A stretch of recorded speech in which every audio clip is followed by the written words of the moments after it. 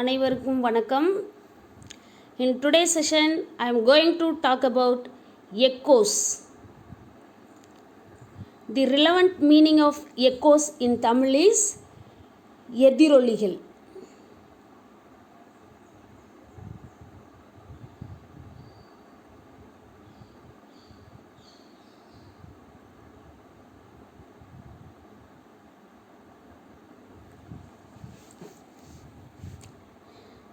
An echo is the sound reproduced due to the reflection of the original sound from various rigid surfaces such as walls, ceilings, surfaces of mountains. An echo எதிரொலி அப்படிங்கிறது sound reproduced உருவான sound திரும்ப திரும்ப திரும்ப கேட்குறது உருவாகிறது. Due to இதன் காரணமாக எதன் காரணமாக the reflection of the original sound.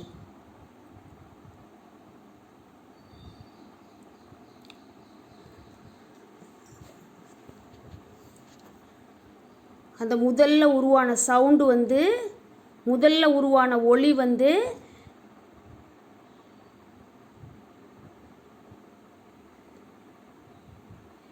ஒலி எதிரொலிப்பு அடைகிறதுனால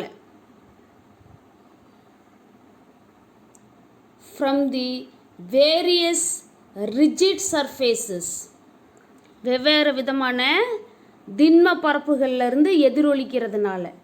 அதுக்கு யாரெல்லாம் உதாரணம் சொல்லலாம்? வால்ஸ். வால்ஸ் அப்படின்னா சுவர்கள். சீலிங்ஸ் அப்படின்னா மேற்கூரைகள்.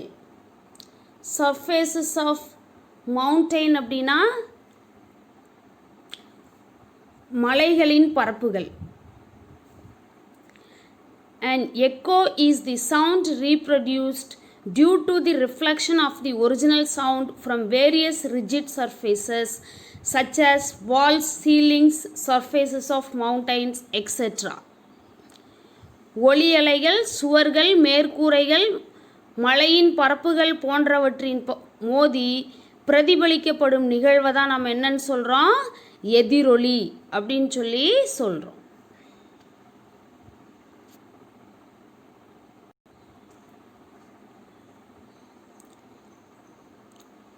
If you shout or clap near a mountain or near a reflecting surface like a building, you can hear the same sound again. If you shout அப்படின்னா நீ சத்தம் போட்ட அப்படின்னா, அல்லது clap கை தட்டின அப்படின்னா, எங்கே? நியர் எ மவுண்டைன் மலைக்கு பக்கத்தில், ஆர் நியர் எ ரிஃப்ளெக்டிங் சர்ஃபேஸ் ஒரு எதிரொலிக்கும் பரப்புக்கு பக்கத்தில். அதுக்கு உதாரணம் என்ன சொல்லலாம் அப்படின்னா, லைக் எ பில்டிங் கட்டடத்துக்கு அருகில் நம்ம சத்தம் போட்டாலோ அல்லது கைத்தட்டினாலோ என்ன நடக்கும் அப்படின்னா, you can hear the same sound again. அந்த ஒளியை நம்மளால் திரும்ப கேட்க முடியும். அந்த சத்தம் அப்படிங்கிற ஒளியை நம்மளால் திரும்ப கேட்க முடியும். The sound which you here is called an echo. அந்த திரும்ப கேட்ட அந்த ஒலிக்கு பேர் தான் என்னது அப்படின்னு பார்த்தீங்கன்னா எதிரொலி. If you shout or clap near a mountain or near a reflecting surface like a building, you can hear the same sound again. The sound which you hear is called an echo. நீங்கள் மலையின் அருகிலோ அல்லது ஒரு கட்டிடத்தின் அருகிலோ நின்று சத்தம் போட்டாலோ அல்லது கைகளை தட்டினாலோ உங்களால் அதே ஒலியை மீண்டும் கேட்க முடியும். இது எதனால் நடக்குது? It is due to the reflecting of sound. அந்த சத்தம் அப்படிங்கிற ஒளி எதிரொலிப்பு அடைகிறதுனால தான் என்ன நடக்குது? எதிரொலி கேட்குது. one does not experience any echo sound in a small room. Does not experience any echo sound in a small room.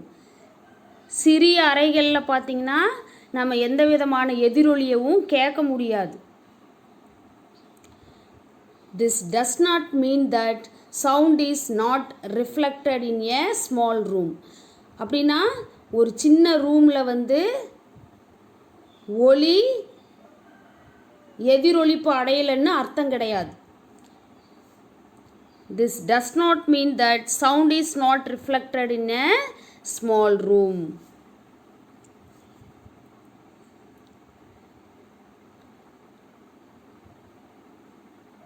If you shout or clap near a mountain or near a reflecting surface like a building, you can hear the same sound again. The sound which you hear is called an echo.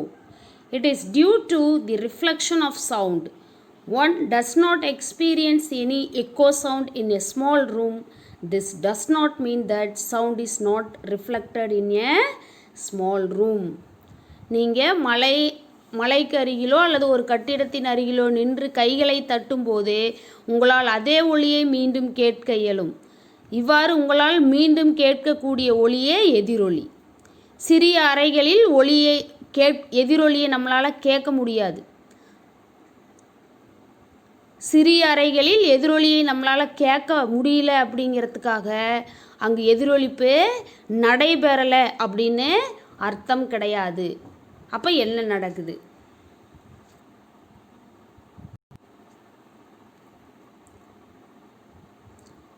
This is because smaller rooms, underline this, smaller rooms does not satisfy the basic conditions for hearing an echo.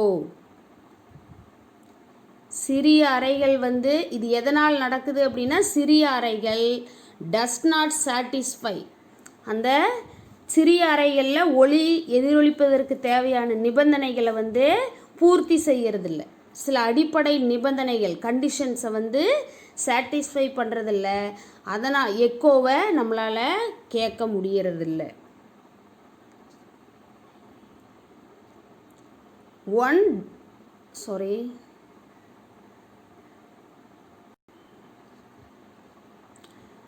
One does not experience any echo sound in a small room.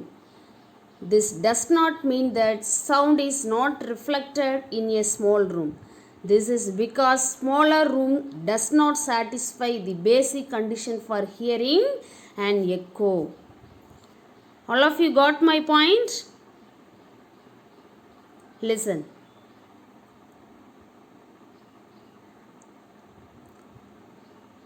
சிறிய அறைகளில் எதிரொலிக்கிற ஒளிங்கிற சத்தத்தை அல்லது எதிரொலியை நம்மளால் என்ன பண்ண முடியல, கேட்க முடியல. அதனால் சிறிய அறைகளில் ஒளி வந்து எதிரொலிப்பு அடையலைன்னு அர்த்தம் கிடையாது. இதுக்கு என்ன காரணம் அப்படின்னு பார்த்தீங்கன்னா, சிறிய அறைகள் வந்து நம்ம எதிரொலியை கேட்கறதுக்கான அடிப்படை நிபந்தனைகளை பூர்த்தி செய்கிறது இல்லை. அப்போ what are the basic conditions to hearing and echo in small rooms? சிறிய அறைகளில் வந்து நம்ம எதிரொலியை கேட்கணும் அப்படின்னா அதுக்கு எந்த மாதிரி அடிப்படை நிபந்தனைகள் இருக்கணும்? சரியா? வாங்க.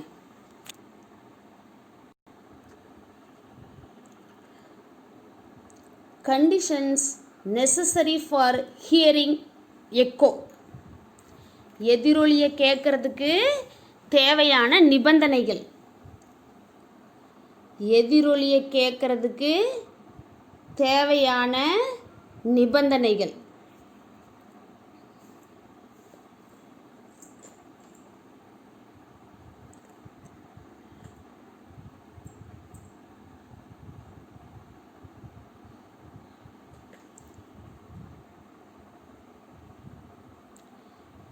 The persistence of hearing for human ear is 0.1 second. Persistence அப்படின்னா நிலைச்சிருக்கிறது. Of hearing for human ears is 0.1 second. மனிதர்களால் கேட்கப்படும் ஒலியானது நமது காதுகளில் 0.1 வினாடிகளுக்கு நிலைத்திருக்கும்.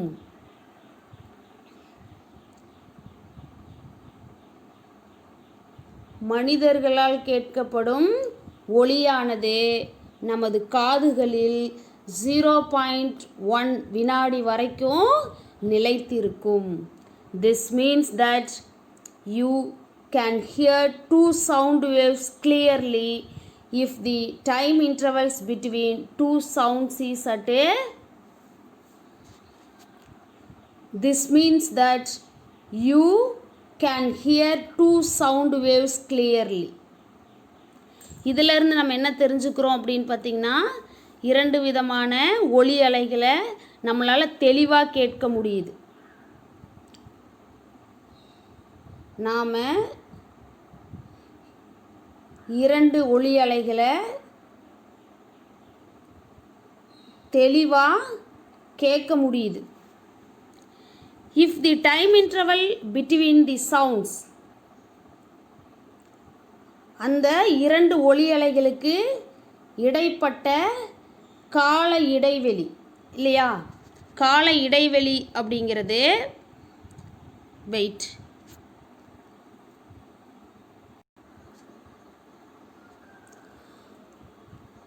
அந்த ரெண்டு ஒலிக்கு இடையில் இருக்கிற கால இடைவெளியானது என்ன அர்த்தம்? At least 0.1 second. மனிதர்களால் கேட்கப்படும் ஒலியானது நமது காதுகளில் 0.1 வினாடிகள் வரைக்கும் நிலைத்திருக்கும். எனவே நாம் இரண்டு ஒலிகளை கேட்க வேண்டுமானால் இரண்டு ஒலிகளுக்கும் இடையே உள்ள கால இடைவெளி குறைந்தபட்சம் 0.1 வினாடிகள் இருக்க வேண்டும். அந்த ரெண்டு ஒலியும் தெளிவாக நம்ம கேட்கணும் அப்படின்னா அந்த ரெண்டு ஒலியை நம்ம கேட்கறதுக்கு இடையில் இருக்கிற இடைவெளி 0.1 வினாடியாவது இருக்கணும். Thus, the minimum time gap between the original sound and an echo must be 0.1 second.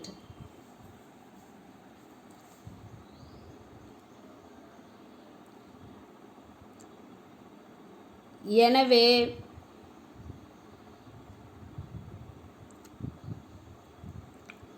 Original சவுண்டுங்கிறது நம்ம உருவாக்குற ஒலி, ஒளி மூலத்திலிருந்து உருவாகிற ஒலி. அண்ட் எக்கோ அப்படிங்கிறது அந்த ஒளி மூலத்திலிருந்து உருவான ஒலி எதிரொலிப்பு அடைகிறது. அந்த ரெண்டுக்கும் இடையில் இருக்கிற குறைந்தபட்ச கால இடைவெளி முக்கியமாக 0.1 வினாடி இருக்கணும். அப்படி இருந்துச்சுன்னா நம்மளால் அந்த ஒளி மூலத்தில் இருந்து உருவான அந்த ஒளியவும் அது எதிரொலிப்பு அடைஞ்சு திரும்பி வர்றதையும் நம்மளால் தெளிவாக கேட்க முடியும். அப்போ ரெண்டு ஒலிகளை தெளிவாக கேட்க முடியும். சரிங்களா? இது ரொம்ப முக்கியமான 1 மார்க்.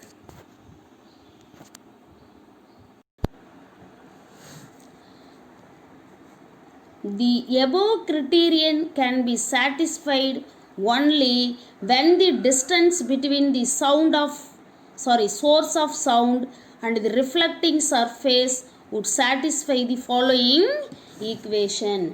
The above criterion அப்படின்னா மேற்கண்ட நிபந்தனை. என்ன நிபந்தனை?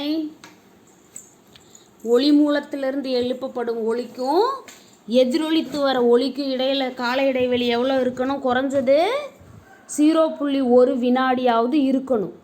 அந்த நிபந்தனையை சாட்டிஸ்ஃபை பண்ணுறது, பூர்த்தி ஆகணும் அப்படின்னா, அல்லது அந்த நிபந்தனை எப்போ பூர்த்தி ஆகும் அப்படின்னா ஒன்லி இப்போ மட்டும்தான். எப்போ? when the distance between the source of sound and the reflecting surface would satisfy the following equation.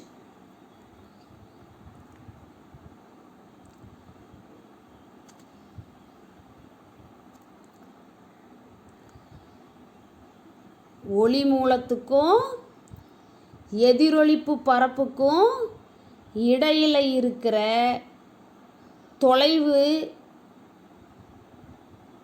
கீழே கொடுத்துருக்கிற சமன்பாட்டை பூர்த்தி பண்ணும்போது தான் மேற்கண்ட நிபந்தனை வந்து என்ன பண்ணும், பூர்த்தியாகும்.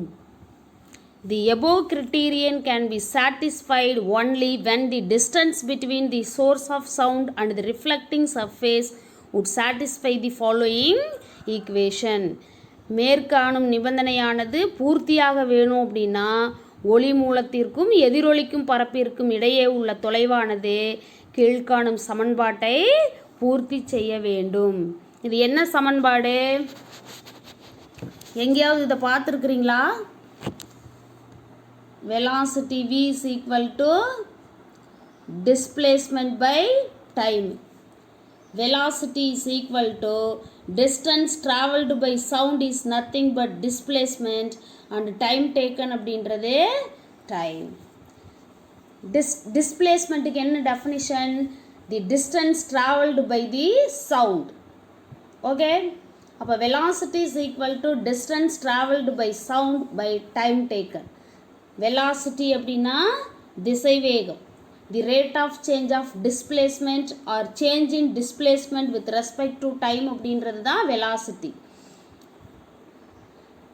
காலத்தை பொறுத்து ஒரு பொருள் இடம்பெயர்ந்த தொலைவை தான் நம்ம திசைவேகம்னு சொல்லுவோம். distance traveled by sound அப்படின்னா ஒளி கடந்த தொலைவு, அது கடக்கிறதுக்கு எடுத்துக்கிட்ட நேரம் தான் டைம் டேக்கன். அப்போது v is equal to d divided by tங்கிறது ஜென்ரல் ஃபார்முலா. இங்கே என்ன, அது v is equal to 2d divided by t. Displacement ஏன் 2 டைம்ஸ் இருக்கே? இதுதான் சோர்ஸ் ஆஃப் சவுண்ட் அப்படின்னா, இதுதான் ரிஃப்ளெக்டிங் சர்ஃபேஸ் அப்படின்னா, சவுண்டே என்ன ஆகுது, இப்போது இன்சிடெண்ட் ஆகுது. இன்சிடெண்ட் ஆகி மறுபடியும் என்ன பண்ணும், ரிஃப்ளெக்ட் ஆகி வர்றதுக்கும் என்னது சேம் டிஸ்டன்ஸ் ட்ராவல் பண்ணிடும். அப்போ இன்சிடென்ஸுக்கு டீன்ற டிஸ்டன்ஸ் ட்ராவல் பண்ணியிருக்கோம். தென் ரிஃப்ளெக்ட் ஆகி திரும்பி வர்றதுக்கும் என்ன பண்ணியிருக்கோம், டீன்ற டிஸ்டன்ஸ் ட்ராவல் பண்ணியிருக்கோம். அப்போது the total distance travelled by the sound wave 2d. அப்போ v is equal to 2d divided by t. Yes or no? Yes.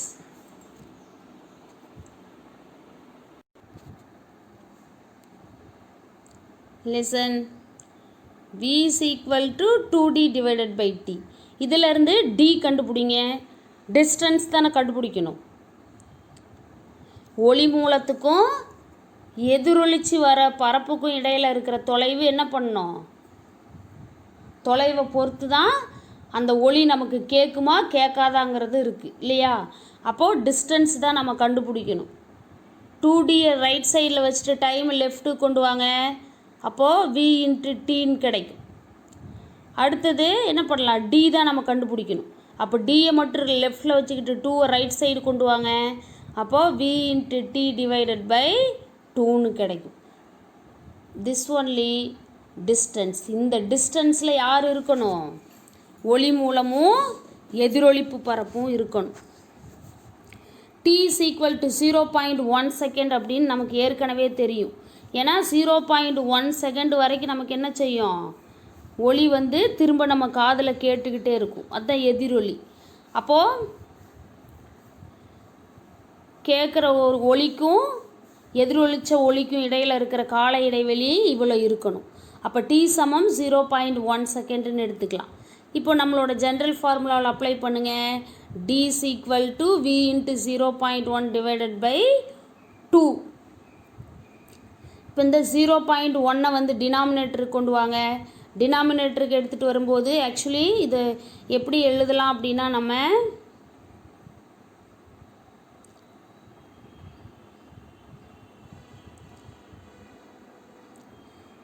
அதாவது d is equal to v into 0.1 divided by 2ன்னு எழுதலாம். இந்த 0.1 அப்படிங்கிறத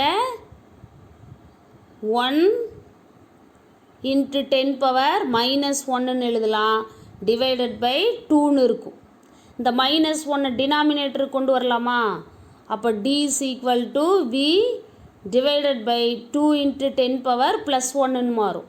2 into 10 எத்தனை? 20.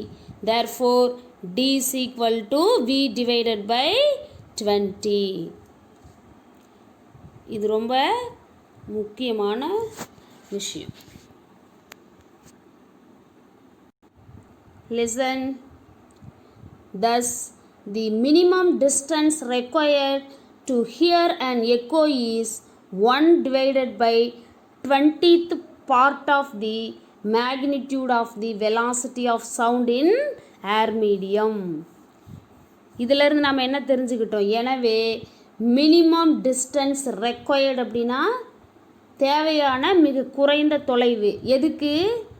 To hear and echo, எதிரொலியை கேட்கறதுக்கு தேவையான மிக குறைந்த தொலைவு 1/20th part of the magnitude of velocity of sound.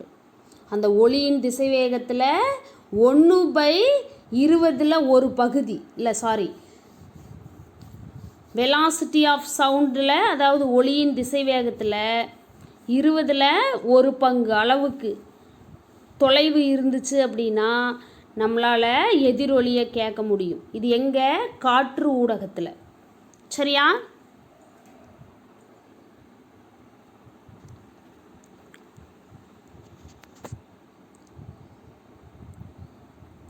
காற்று ஊடகத்தில் ஒளியின் திசைவேகமானது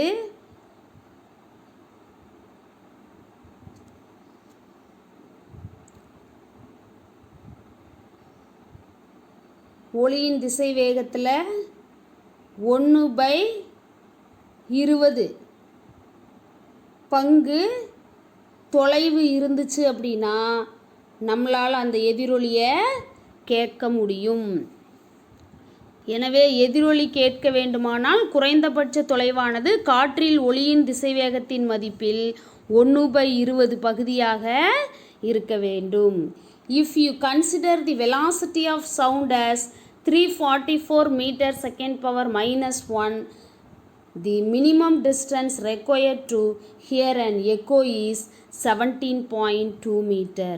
ஒருவேளை நம்ம கருதிக்கிறோம் என்னன்னு, காற்றில் ஒளியின் திசைவேகம் 344 மீட்டர் செகண்ட் பவர் -1ன்னு கருதிக்கிட்டோம் அப்படின்னா தி மினிமம் டிஸ்டன்ஸ் ரெக்வயர்ட், தேவையான சிறிய தொலைவு எதுக்கு? டு ஹியரிங் அண்ட் எக்கோ, எதிரொலியை கேட்கறதுக்கு தேவையான சிறிய தொலைவு 17.2 மீட்டர். சரிங்களா? இது எப்படி கண்டுபிடிக்கிறது? சமன்பாடு என்னது? d is equal to v divided by 20. ஒளியின் திசைவேகம் 344 divided by 20. டிவைட் பண்ணி சொல்லுங்க பார்க்கலாம். 344 divided by யாரு? 20. 344 divided by 20 அப்படின்னா 17.2 மீட்டர் கிடைக்குது. சரியா?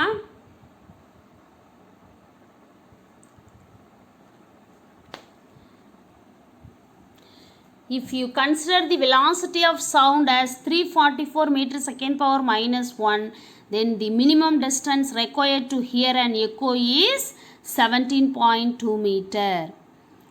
ஒருவேளை ஒளியின் திசைவேகம் காற்றில் நம்ம 344 மீட்டர் பர் வினாடின்னு எடுத்துக்கிட்டோம் அப்படின்னா எதிரொலி கேட்பதற்கான குறைந்தபட்ச தொலைவு 17.2 மீட்டர். சரிங்களா? Okay.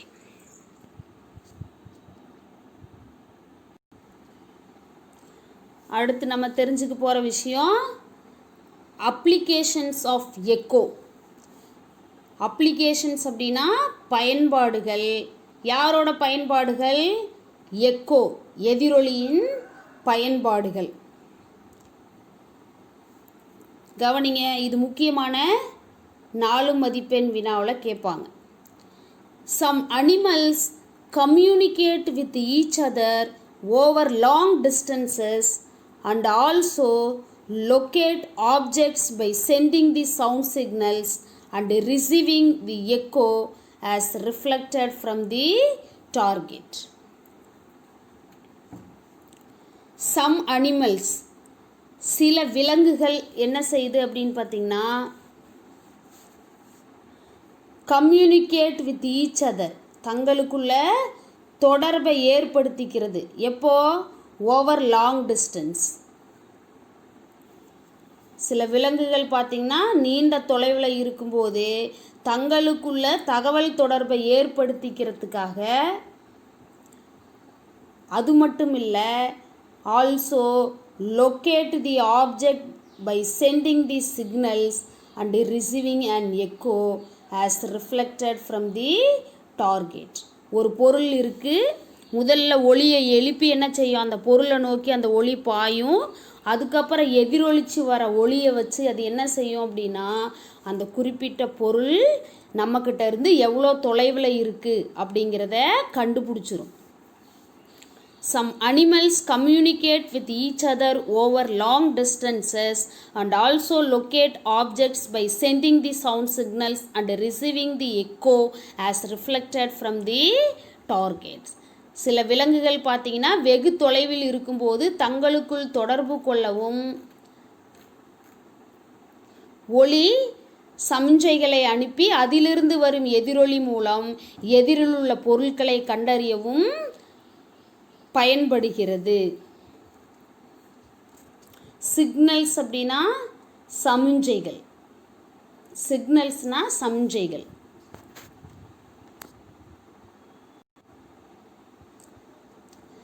The principle of echo is used in obstetric ultrasonography, which is used to create real-time visual images of the developing embryo or fetus in the mother uterus.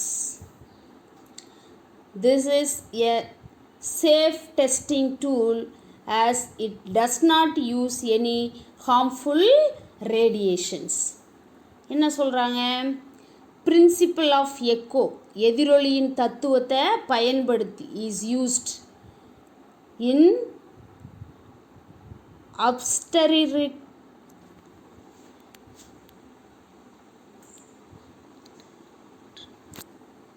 ultrasonography அப்படின்னா மகப்பேறியல் துறையில் என்ன பண்ணுறாங்க அப்படின்னா அல்ட்ராசோனோகிராஃபி அப்படிங்கிற கருவியை பயன்படுத்துகிறாங்க. which is used to create real-time visual images of the developing embryo or fetus. ஒரு தாயோட கருப்பையில் வளர்ந்துக்கிட்டு இருக்கிற அந்த கருவோட வளர்ச்சியை ஆராயறதுக்கு மகப்பேறியல் துறையில் அல்ட்ராசோனோகிராஃபி அப்படிங்கிற கருவியை பயன்படுத்துகிறாங்க.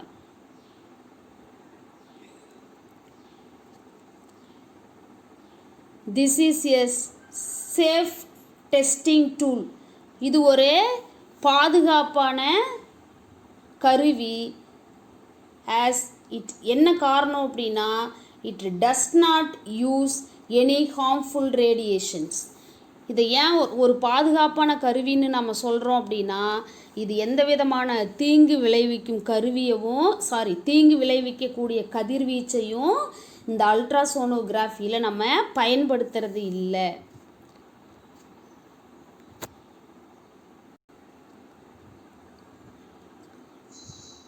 பிரின்சிபல் ஆஃப் எக்கோ அப்படின்னா எதிரொலியின் தத்துவம். அப்ஸ்டெட்ரிக் அப்படின்னா மகப்பேறியல் துறை. அல்ட்ராசோனோகிராஃபி அப்படின்னா அந்த கருவியின் பெயர். Used to create real time visual image அப்படின்னா உண்மையான அந்த கருவோட உருவம். ஆஃப் டெவலப்பிங் எம்ப்ரோய் ஆர் ஃபெட்டஸ், அந்த கருவோட உண்மையான பிம்பம் இன் தி மதர் யுட்டரஸ். தாயோட கருப்பைக்குள்ளே வளர்ந்துக்கிட்டு இருக்கிற அந்த கருவோட வளர்ச்சியை ஆராய்ச்சி பண்ணுறதுக்காக அல்லது கண்டுபிடிக்கிறதுக்காக நம்ம மகப்பேறியல் துறையில் அல்ட்ராசோனோகிராஃபி அப்படிங்கிற கருவியை பயன்படுத்துகிறோம்.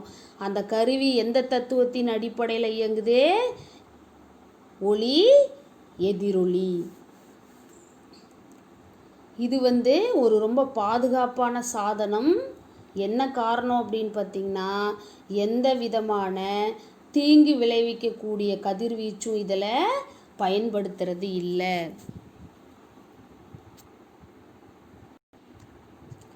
அடுத்தது பார்த்திங்கன்னா, echo is used to determine the velocity of sound waves in any medium. Echo எதிரொலி அப்படிங்கிறது எதுக்காக பயன்படுத்துகிறோம் அப்படின்னா, ஒளியின் திசைவேகத்தை கண்டுபிடிக்கிறதுக்கு.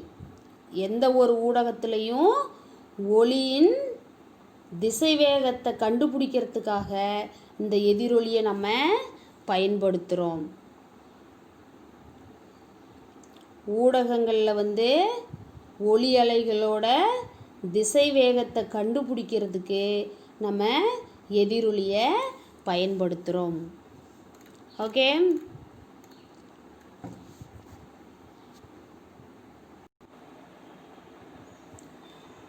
Measuring velocity of sound by echo method. எதிரொலிப்பு முறையில் ஒளியின் திசைவேகத்தை அளவிடுதல். எதிரொலி முறையில் ஒளியின் திசைவேகத்தை அளவிடுதல். Measuring velocity of sound by echo method. Apparatus required. தேவையான கருவிகள். A source of sound pulses. ஒளி மூலம். சத்தம் அப்படிங்கிற ஒளி அலைகளோட ஒளி மூலம். A measuring tape. அளவு நாடா. A sound receiver. ஒளி ஏற்பி. And a stopwatch. நிறுத்து கடிகாரம். இதெல்லாம் தான் எதிரொலி முறையில் ஒளியின் திசைவேகத்தை அளவீடு செய்கிறதுக்கான கருவிகள்.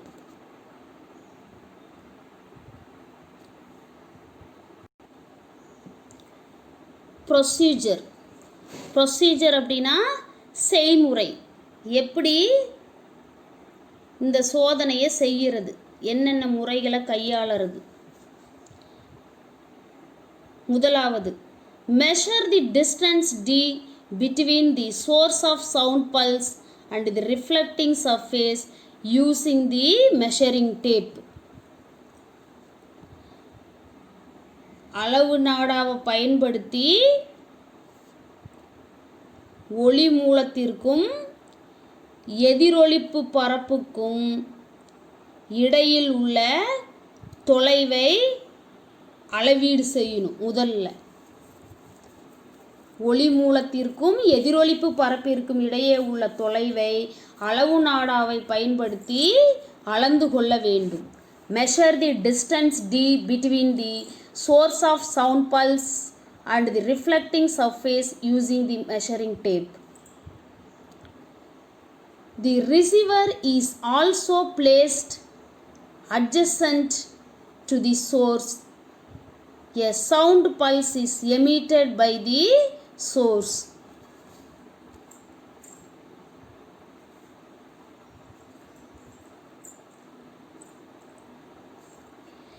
The receiver அப்படின்னா ஏற்பி இஸ் ஆல்சோ பிளேஸ்ட். அட்ஜசன்ட் அப்படின்னா என்னது? பக்கத்தில். எதுக்கு பக்கத்தில்? To the source. ரிசீவரை சோர்ஸுக்கு ஒளி மூலத்துக்கு பக்கத்தில் வச்சிடணும். இப்போது a sound pulse is emitted by the source. இப்போ ஒளி மூலத்திலிருந்து என்ன செய்யும்? ஒளி வெளியேறும். The receiver is also placed adjacent to the source. A sound pulse is emitted by the source. ஒளி ஏற்பியை ஒளி மூலத்திற்கு அருகில் வச்சிடணும். தற்போது ஒளி சமிஞ்சைகள் ஒளி மூலத்திலிருந்து வெளிப்படும்.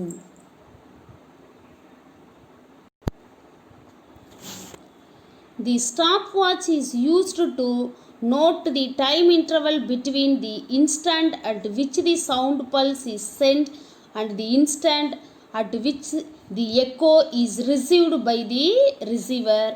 Note the time interval as T. என்ன செய்யறது? நிறுத்து கடிகாரத்தை பயன்படுத்தி நம்ம என்ன செய்யணும்? ஒளி மூலத்திலிருந்து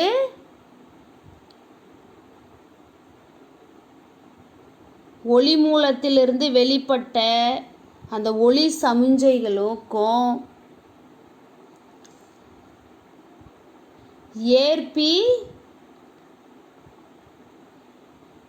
எதிரொலித்து வந்த ஒளி அலைகளுக்கும் இடையில இருக்கிற அந்த கால இடைவெளியை நம்ம கணக்கீடு செய்யணும். அதை என்னன்னு செய்கிறோம்? டி அப்படின்னு வச்சுக்கிறோம்.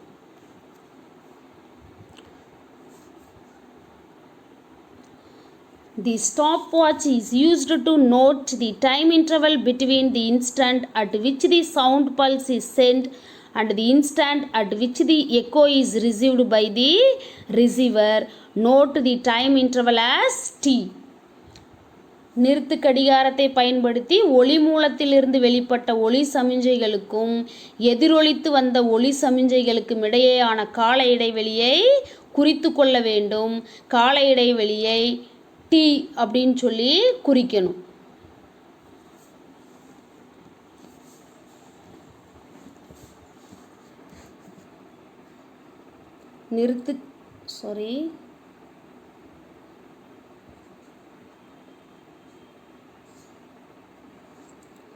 நிறுத்து கடிகாரத்தை பயன்படுத்தி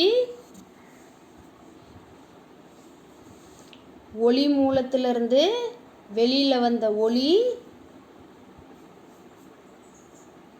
ஒளிக்கும் ஏற்பான் மூலம் எதிரொலிச்சு வந்த ஒளிக்கும் இடையில் இருக்கிற கால இடைவெளியை நம்ம அளவீடு செய்யணும். அந்த கால இடைவெளியை டி அப்படின்னு சொல்லி எடுத்துக்கிறோம். சரியா?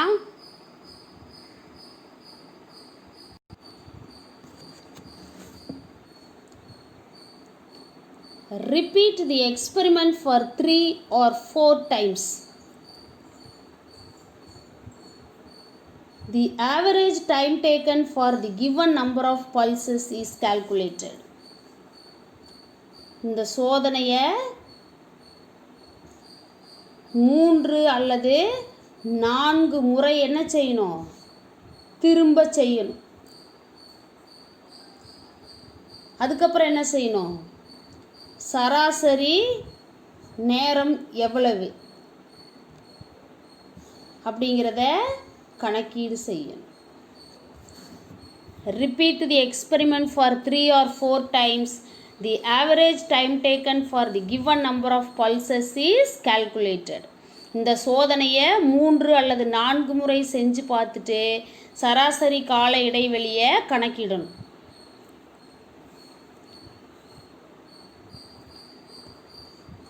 சரி, இந்த சோதனையோட செய்முறையில் முதலாவது என்ன பண்ணோம்?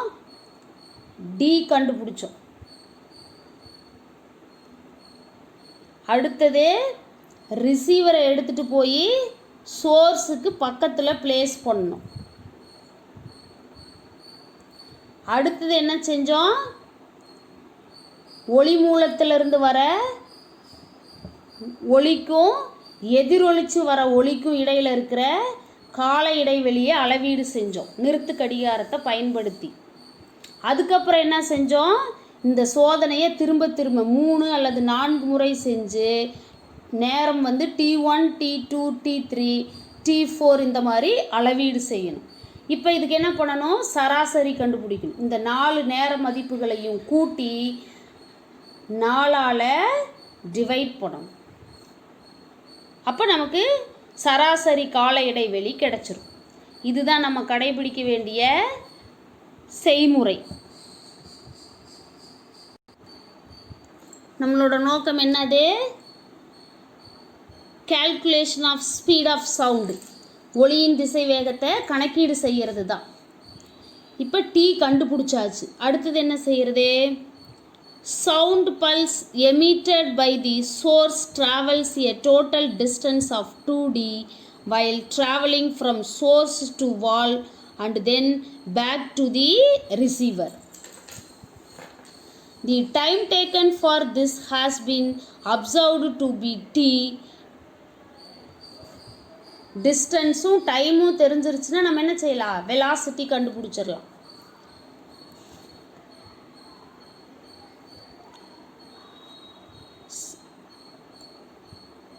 Sound pulses emitted by the source travel a total distance is 2d.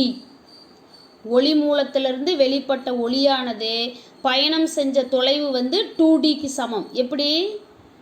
Travelling from source to the wall, மூலத்திலிருந்து அந்த எதிரொலிப்பு தளத்தின் மீது, சுவத்தின் மீது போய் பட்டது, அதுக்கு பயணம் செஞ்சது டிங்கிற தொலைவு. அதே மாதிரி பேக் டு தி ரிசீவர், மறுபடியும் ஏற்பானுக்கு வந்து சேர்ந்ததுக்கு பயணம் செஞ்சது டி தொலைவு. நேரம் ஏற்கனவே டி அப்படின்னு சொல்லி நாம் கண்டுபிடிச்சிருக்கிறோம். இப்போ எப்படி திசைவேகம் கண்டுபிடிக்கிறது? டிஸ்டன்ஸ் டிட்டர்மைன் பண்ணியாச்சு, டைம் டேக்கன் டிட்டர்மைன் பண்ணியாச்சு. அப்போ ஈஸியாக வெலாசிட்டி டிட்டர்மைன் பண்ணிடலாம். என்ன reason? Velocity is equal to displacement by time. Yes or no? Okay. Hence the speed of sound wave. எனவே ஒலி அலைகளின் திசைவேகம் பார்த்திங்கன்னா ஸ்பீட் ஆஃப் சவுண்டு, ஒளியின் திசைவேகம் equal to distance travelled by the sound wave, ஒளி கடந்த தொலைவு பை டைம் டேக்கன், எடுத்துக்கொண்ட காலம் 2d divided by t, that is nothing but v is equal to 2d divided by t. இப்படி தான் நம்ம என்ன செய்கிறோம் அப்படின்னு பார்த்திங்கன்னா, ஒளியோட திசைவேகத்தை ஒரு குறிப்பிட்ட ஊடகத்தில் கண்டுபிடிக்கிறோம். ஒரு குறிப்பிட்ட ஊடகம் வழியாக ஒளி பயணம் செய்யும்போது அதனோட திசைவேகத்தை இந்த எதிரொலிப்பு, ஒளி எதிரொலிப்பு அப்படிங்கிற தத்துவத்தை பயன்படுத்தி நாம் கண்டுபிடிக்க முடியும். பிரின்சிபல் ஆஃப் எக்கோ அப்படிங்கிறத பயன்படுத்தி நம்ம என்ன செய்ய முடியும் அப்படின்னா, ஒரு பர்டிகுலர் மீடியமில் ஒளி எவ்வளோ, சவுண்டு எவ்வளோ ஸ்பீடில் ட்ராவல் பண்ணுதுங்கிறத நம்மளால் டிட்டர்மைன் பண்ண முடியும். Okay, this is very very important but very easy topic. Yes, okay. Applications of reflections of sound, ஒளி எதிரொலிப்பின் பயன்பாடுகள். applications of reflection of sound அப்படின்னா ஒளி எதிரொலிப்பின் பயன்பாடுகள். ஒளி எதிரொலிப்பின் பயன்பாடுகள். இந்த ஒளி எதிரொலிப்பை வேறு எங்கெல்லாம் நம்ம பயன்படுத்துகிறோம்? சவுண்டு போர்டு, அதாவது ஒளி எதிரொலிப்பு அட்டை அப்படின்னு அதை சொல்லலாம்.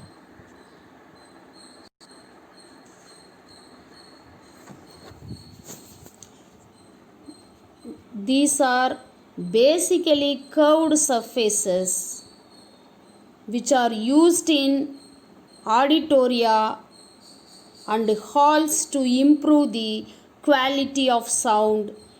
This board is placed such that the speaker is at the focus of the concave surface. The sound of the speaker is reflected towards the audience, thus improving the quality of sound heard by the audience.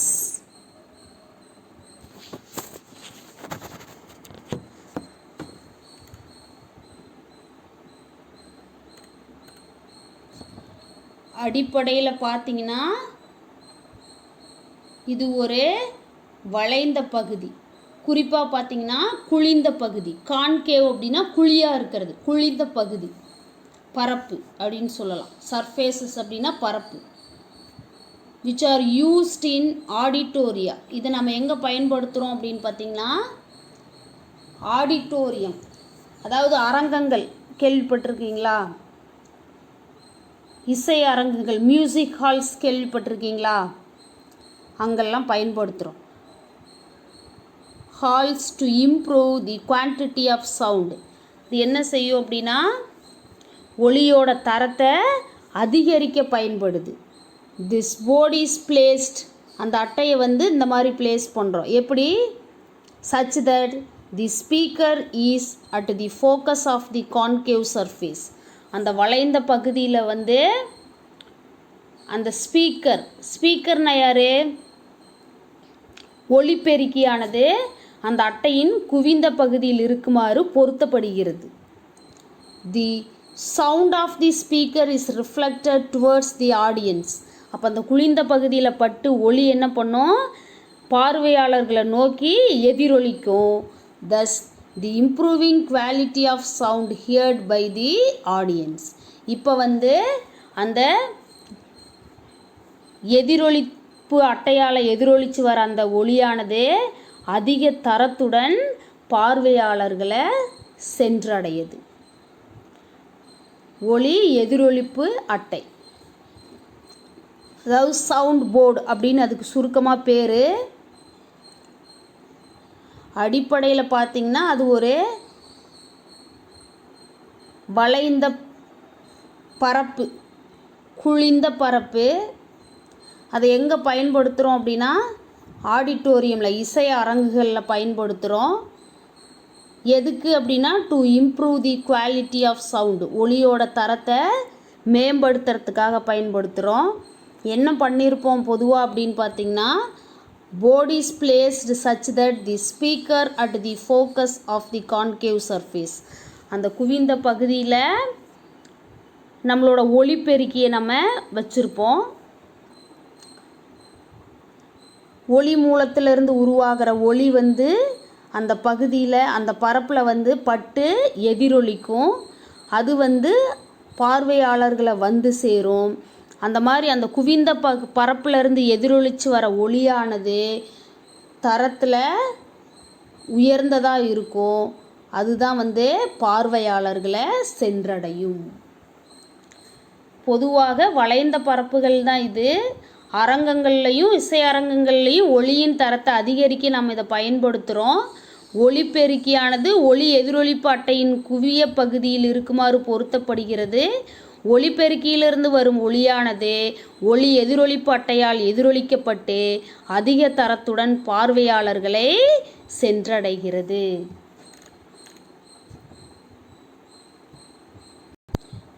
Next application என்ன அப்படின்னு பார்த்தீங்கன்னா year trumpet.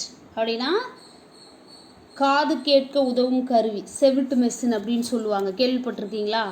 அதான் அது. Year trumpet is a hearing aid which is useful by people who have difficulty in hearing. ear trumpet அப்படிங்கிறது a hearing aid, சத்தத்தை கேட்கறதுக்கு பயன்படுத்துகிற ஒரு கருவி. which is useful, யாருக்கு இது பயன்படும் அப்படின்னா by people who have difficulty in hearing, சத்தத்தை கேட்கறதுக்கு சிரமப்படுறவங்களுக்கு இது ரொம்ப பயனுள்ளதாக இருக்கும்.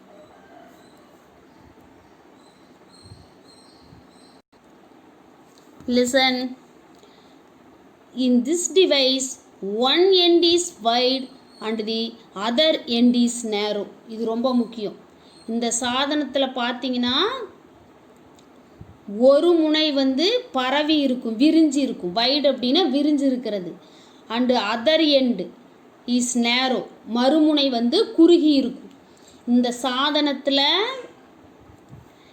சாதனத்தில் பார்த்தீங்கன்னா ஒரு முனை விரிவடைஞ்சிருக்கும், மற்றொரு முனை வந்து குறுகி இருக்கும், அல்லது என்ன பண்ணியிருக்கோம், குறுகி இருக்கும்.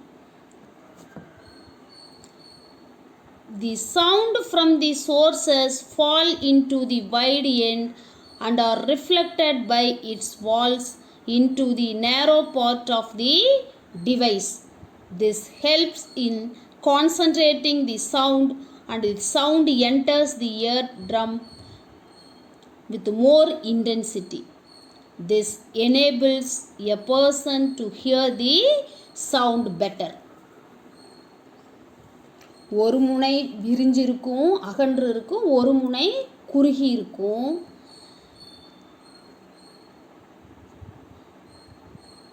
சவுண்டு ஃப்ரம் தி சோர்சஸ், ஒளி மூலத்திலிருந்து வர ஒளி ஃபால்ஸ் இன்டு வைடு, அந்த அகன்ற பகுதி மேலே விழுகும், வைடு எண்டு அகன்ற முனை மேலே விழுகும். And are reflected by its walls, அதனோட சுவர்களால் எதிரொலிக்கப்படும். எதிரொலிச்சு எங்கே போகும்? இன்டு நேரோ பார்ட் ஆஃப் தி டிவைஸ், அந்த சாதனத்தோட குறுகிய பரப்புக்கு போகும். ஒளி மூலத்திலிருந்து இந்த சாதனத்தில் பார்த்திங்கன்னா ஒரு முனை அகன்று இருக்கும், ஒரு முனை குறுகி இருக்கும். இப்போ ஒளி மூலத்திலிருந்து வர ஒளி பார்த்திங்க அப்படின்னா அந்த அகன்ற முனையில் பட்டு எதிரொலிச்சு எங்கே போகும்? அதனோட சுவர்களில் எதிரொலிச்சு குறுகிய முனை பகுதிக்கு போகும். This helps in concentrating the sound and the sound enters the eardrum with more intensity.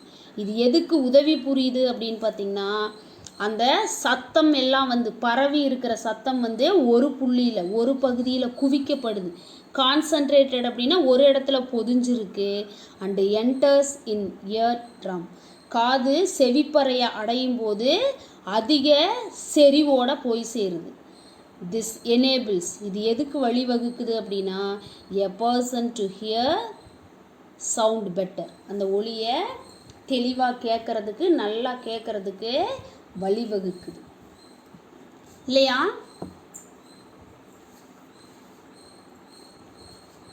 காது கேட்க உதவும் கருவி, காது கேட்டலுக்கு துணை புரியும் கருவி தான் இது. இது கேட்டல் குறைபாடு உள்ளவர்களுக்கு பயன்படுகிறது. இந்த கருவியின் ஒரு முனை அகன்றும் மறுமுனை குறுகலாகவும் இருக்கும். ஒளி மூலத்திலிருந்து வரக்கூடிய ஒளியானது அகன்ற பகுதியின் சுவரில் எதிரொலித்து குறுகலான பகுதியை அடைகிறது. இந்த கருவியானது ஒளியை குவிக்கவும் அதிக செறிவோடு செவிப்பறையை அடையவும் பயன்படுகிறது. இந்த கருவியால் குறைபாடு உள்ளவர்களால் நன்றாக ஒளியை கேட்க முடிகிறது. சரியா?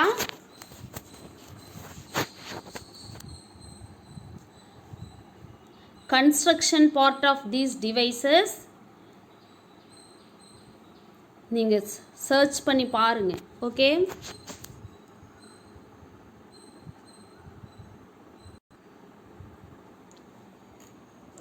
அடுத்து நம்ம தெரிஞ்சுக்க போகிறது மெகாஃபோன். மெகாஃபோன் அப்படின்னா கூம்பு ஒலிபெருக்கி, கூம்பு வடிவ ஒலிபெருக்கி. அதை பற்றி இப்போ தெரிஞ்சுக்க போகிறோம். சரியா?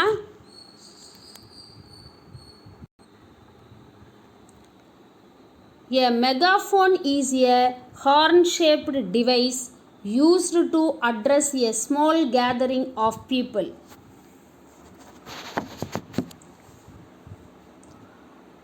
Its one end is wide and the other end is narrow. When a person speaks at the narrow end, the sound of his speech is concentrated by the multiple reflections from the walls of the tube.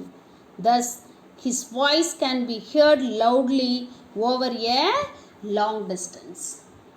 இதை சினிமாலெல்லாம் பார்த்துருப்பீங்க. கம்மியான ஆட்கள் கூடி இருக்கிற இடத்துல கையில் பிடிச்சிட்டு அந்த ரேடியோ ஹார்ன் மாதிரி வச்சுக்கிட்டு பேசுவாங்க. அதுதான் மெகாஃபோன் அப்படிங்கிறது. மெகாஃபோன் அப்படிங்கிறது கூம்பு ஒலிபெருக்கி அப்படிங்கிறது horn shaped device used to address small gathering of people. கம்மியான மக்கள் கூடி இருக்கிற இடத்துல அவங்கக்கிட்ட உரையாடல் நடத்துறதுக்கு பயன்படுத்தலாம்.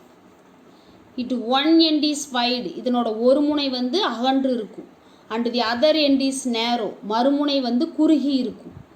when a person speaks at narrow end, அந்த குறுகிய முனையில் அவங்க பேசும்போது The sound his speech is concentrated by the multiple reflections from the walls of the tube. அப்போ அந்த அகன்ற பகுதியோட சுவர்களில் அவங்க குறுகிய முனையில் அவங்க எழுப்புகிற ஒளி அந்த அகன்ற முனையோட சுவர்களில் பட்டு பல எதிரொலிப்புகளை அடைஞ்சு நமக்கு வந்து சேரும். எனவே his voice can heard loudly over a long distance. அதனால் அவங்களோட சத்தம் அவங்க பேசுகிற பேச்சு தொலை தூரத்துக்கு தெளிவாகவும் சத்தமாகவும் கேட்கும். சரியா? A megaphone is a horn-shaped device used to address a small gathering of people. Its one end is wide and the other end is narrow. When a person speaks at the narrow end, the sound of his speech is concentrated by the multiple reflections from the walls of the tube. Thus, his voice can be heard loudly over a long distance. கூம்பு ஒலிபெருக்கி அப்படிங்கிறது சிறிய அளவு கூட்டத்தினரிடையே உரையாட உதவும் குழல் வடிவ கருவி. இதன் ஒரு முனை அகன்றும் மற்றொரு முனை குறுகலாகவும் காணப்படும். குறுகலான பகுதியில் பேசும் ஒளியானது பன்முக எதிரொலிப்பு அடைகிறது. எனவே ஒளியானது அகன்ற பகுதியின் வழியே வெகு தொலைவில் அதிக செறிவுடன் கேட்கிறது. இது எல்லாருக்கும் புரிஞ்சிருக்கா? Applications of reflection of sound. Yes, இந்த டாபிக் இதோட விடாமல் இந்த டூல்ஸோட கன்ஸ்ட்ரக்ஷன் என்ன, அதனோட ஃபங்க்ஷன் என்ன அப்படிங்கிறது அனிமேஷன்ஸ் செக் பண்ணி பாருங்கள். இமேஜஸ்லாம் ஆன்லைனில் போட்டு பாருங்கள். சரியா? Okay, thank you for listening students.